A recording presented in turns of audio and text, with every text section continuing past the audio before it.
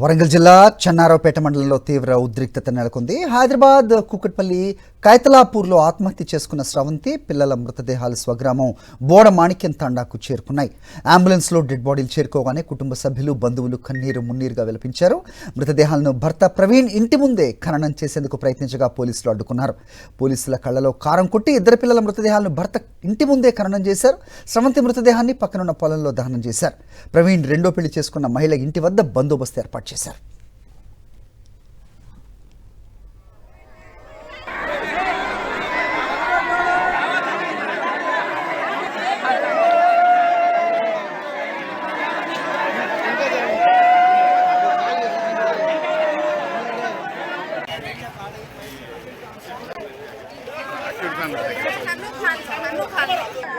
వరంగల్ జిల్లా చెన్నారావుపేట మండలంలో తీవ్ర ఉద్రిక్తత నెలకొంది. హైదరాబాద్ కూకట్పల్లి కైతలాపూర్లో ఆత్మహత్య చేసుకున్న స్రవంతి పిల్లల మృతదేహాలు స్వగ్రామం బోడ మాణిక్యం తండాకు చేరుకున్నాయి.